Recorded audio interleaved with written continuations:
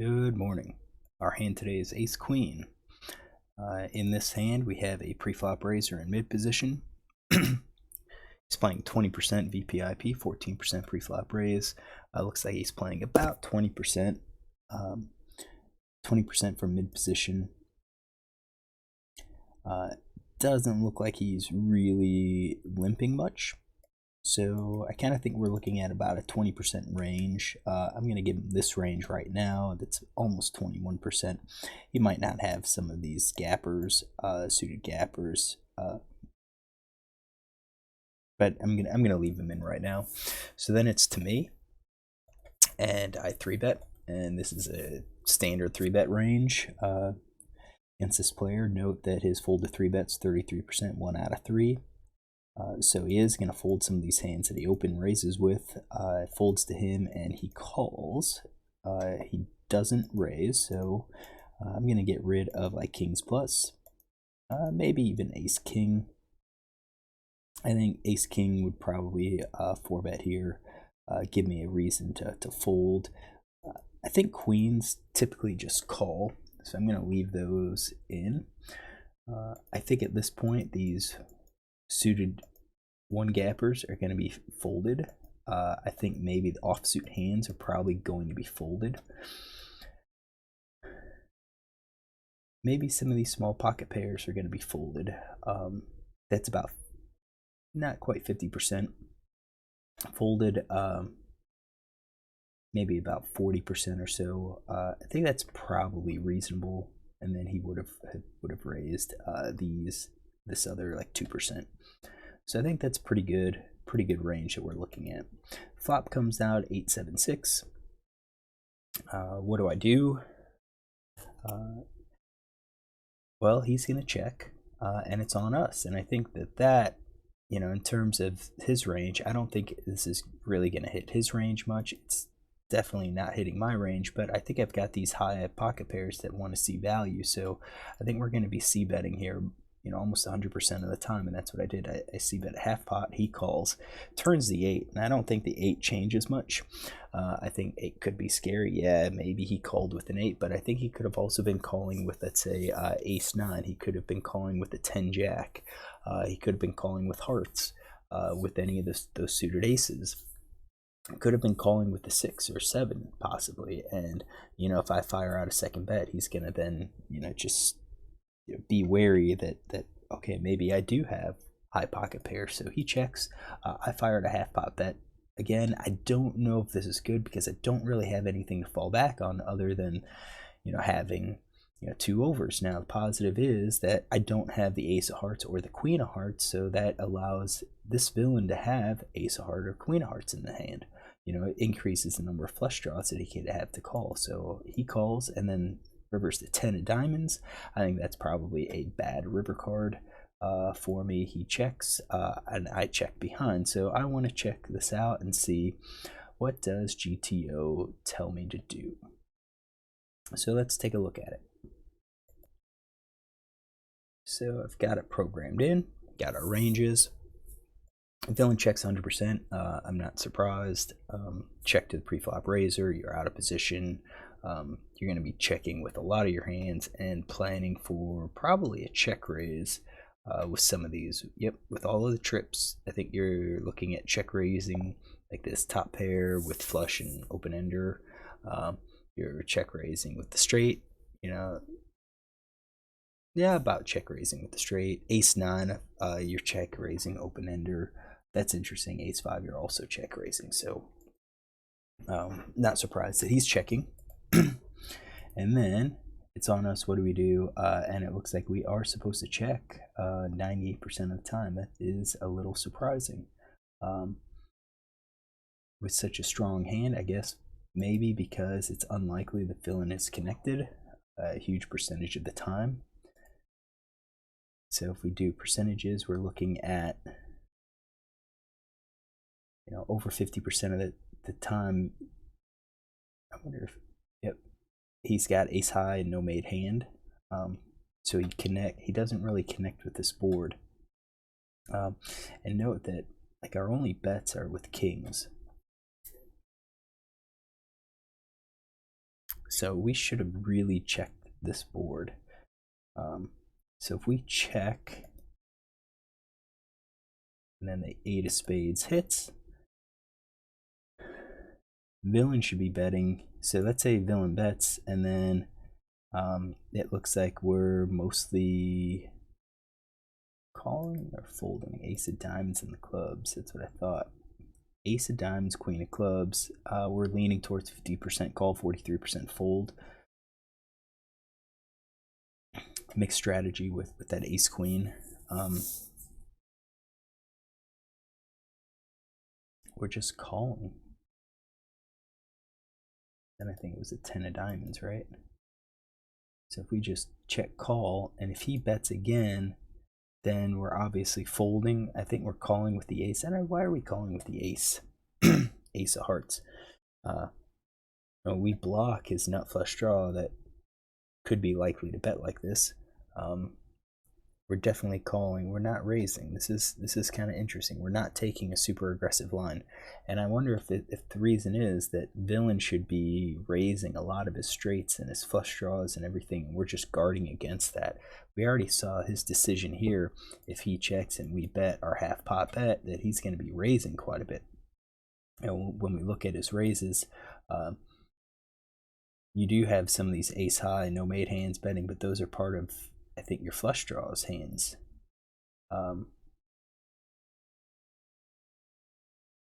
Yeah, so the breakdown of, you're raising straights, you're raising sets, some overpair, some top pair, and then you've got these draws. So I wonder if that's what it is. So we call, and then he checks again, and what do we do? Then we should really, well, we hardly have any hands in here, so it's like we're betting the few combos that we do have. And then if he calls again, he checks, then it's kind of half and half. Okay, so let's fix this. If we bet, so I think villain's going to raise, so we're going to do that first. So his check raise stat, 0 out of 11. He hasn't check raised. So let's say he doesn't check raise.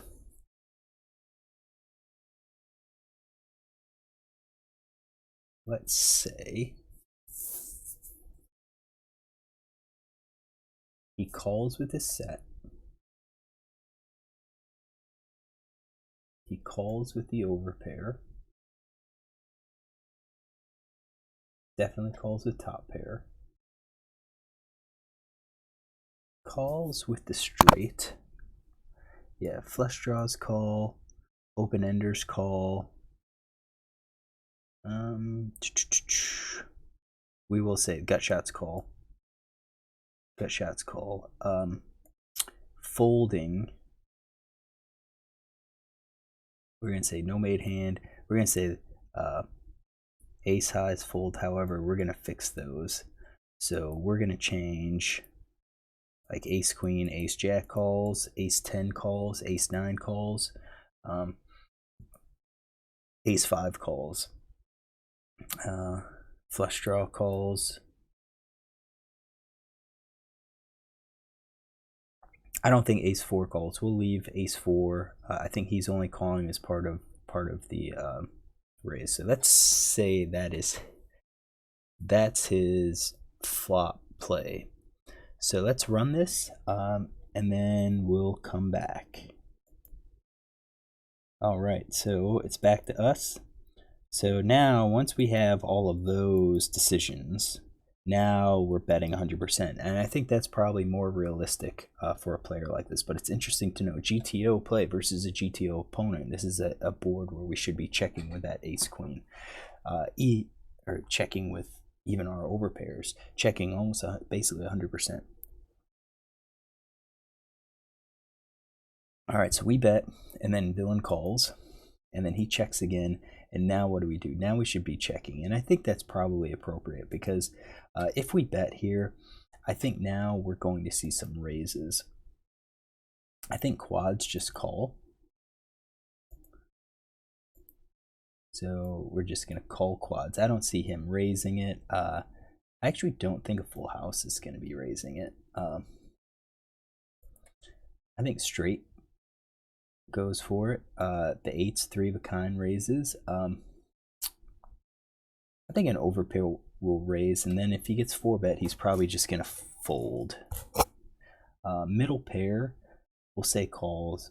Weak pair, the 6s, the 5s, I think they're going to be calling because... Nah, I think we're going to fold out a 6 here. But we're going to leave 5s because he has a straight possibility. Flush draw. We're going to change flush draws to the calls. Open-ender straight draw, I think we're just going to change that to a call.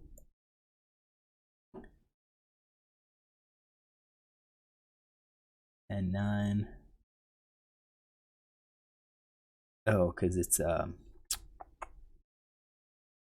was the heart. Let's fix that. All right, so let's I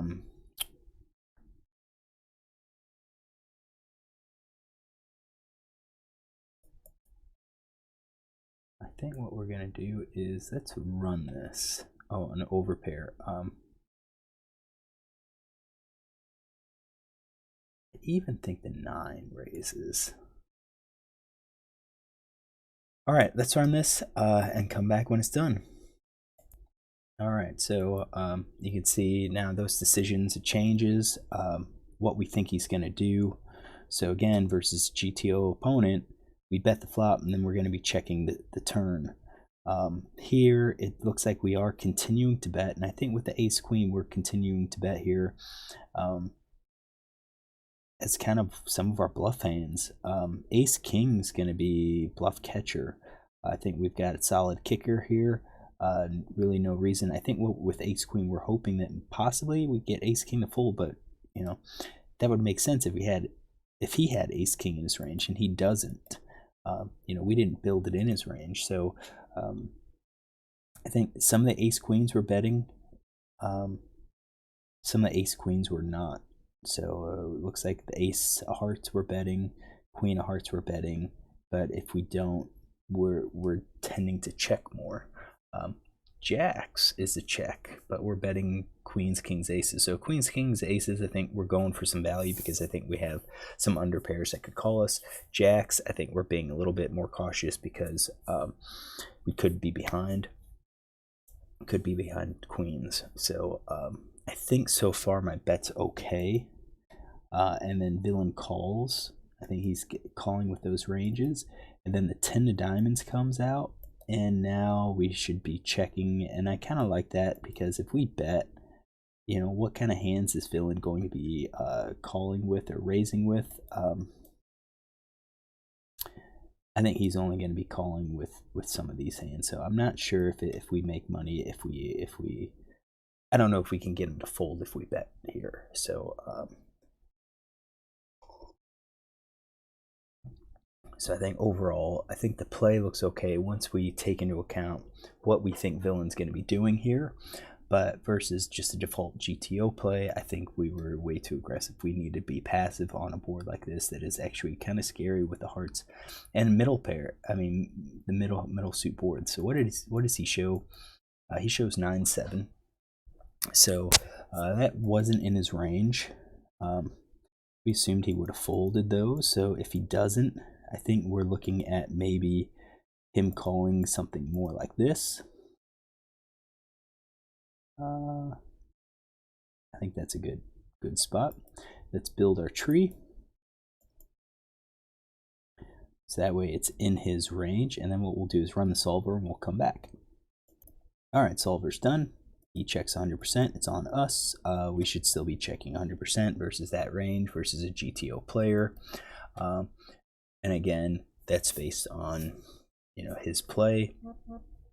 He didn't raise at all, so I think we can adjust hands that I think he's going to raise and hands that I think he's just going to call.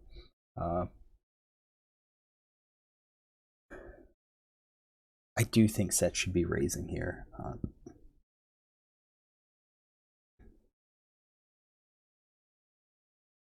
We know middle pair called. I think weak pair calls. Top pair calls.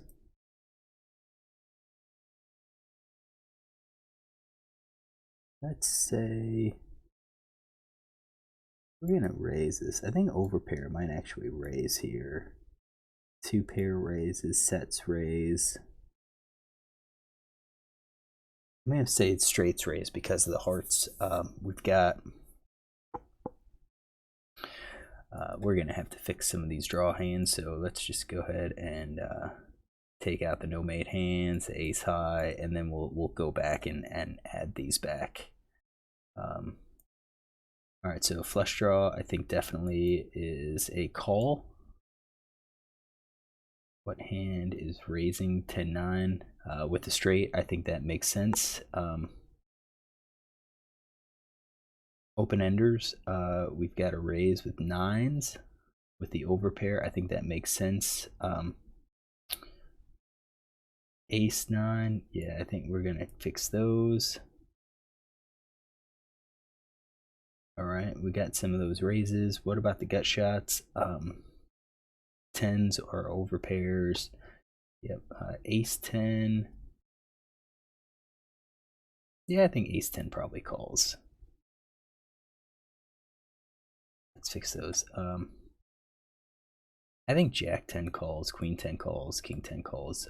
Ace 4 I think we're gonna leave as a fold, minus the hearts. Pocket fours, let's say he calls. So we've adjusted his calling range, and we know based on his calling range that, you know, he had the 9-7 that he did call with open ender and that middle pair. So, you know, it's a question of, is he gonna raise like that? So let's go ahead and run the solver and take a look. All right, solver's done. Our c-bet frequency just dropped a little bit. So ace queen now is we're playing mixed strategy against him. It looks like ace queen, sometimes betting, sometimes checking. I still think our default should probably be a check instead of betting. I think we were too aggressive here. We do note that his fold c-bet stat is pretty high. Out of positions 2/3, in position 80%, 4 out of 5. So I'm not gonna really fault myself too much for c-betting here because I think he's going to be folding way too much. So I think we still have it in our range. And then he calls, and we get the 8 of spades. He's still checking. Now it's on us. Now we should be betting 60% of the time with our bet.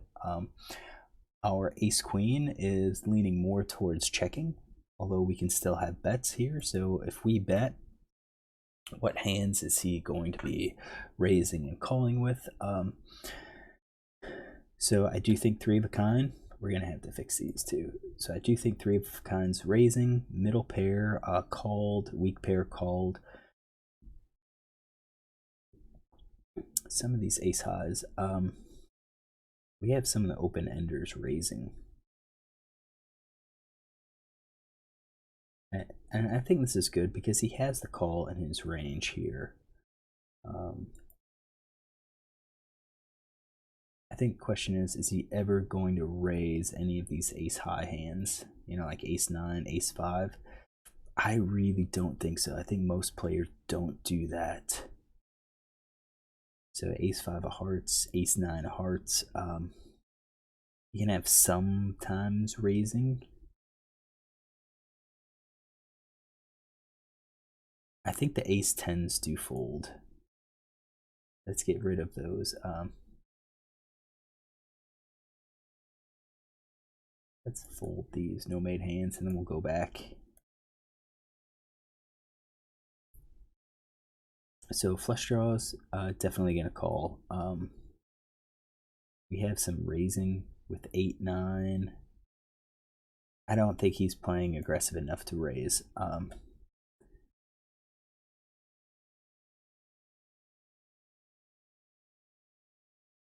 Open enders, 8-9. Yeah, because we're gonna go back and change that. I do think these call, the open enders call, so we still want 3 of a kind raising. And maybe he won't. Maybe he's just super passive and we'll just call with that because the board's kind of scary. But with that 8 coming, I think most players are going to raise if they have the 8 because they're afraid of that heart.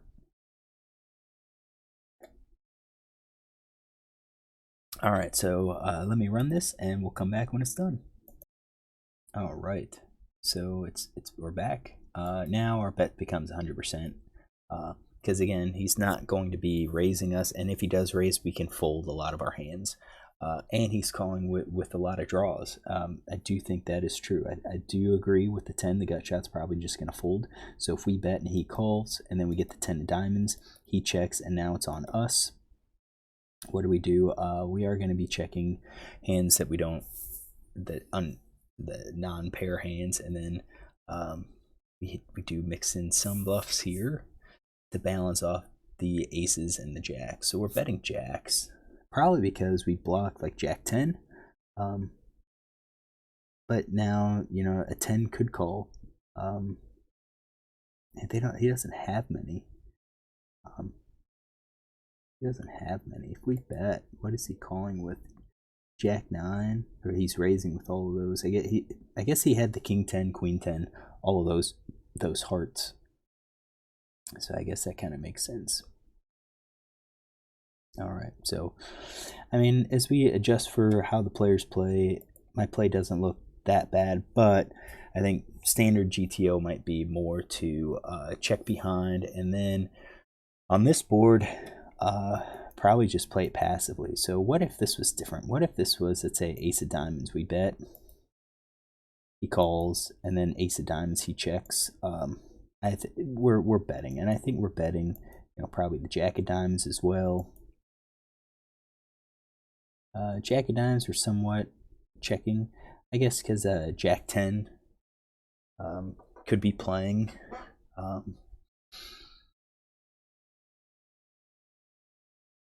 So, yeah, he does have like some of the jacks and some of the 10s, so okay, I can get that. What about a 10? I think 10s were gonna really slow down. Yeah. What about a low card? What if a 5 hits? I think if 5 hits, we're just gonna be checking. Yep. What about a 4? I think we're gonna probably be checking that as well. What about, you know, anything lower? 3. 3 looks safe to us. A 2 probably does the same thing, looks safe to us. We're probably going to continue with our bets. So ace, I think we're betting. King, we would bet. That's a scare card, improves our equity, or improves fold equity. Ace, queens, somewhat checking.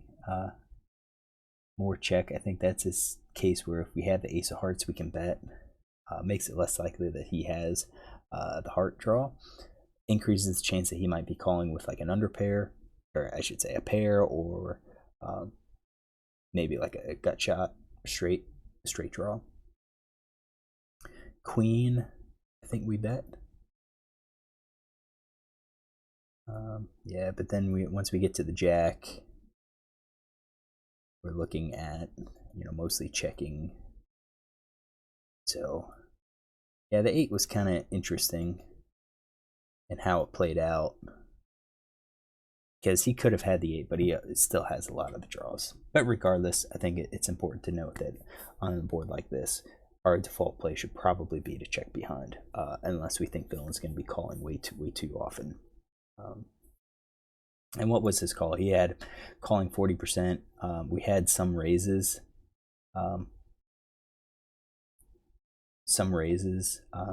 He's folding 30%. So on this range, on this board, he's probably not folding close to that, you know, over 60% or 70% range.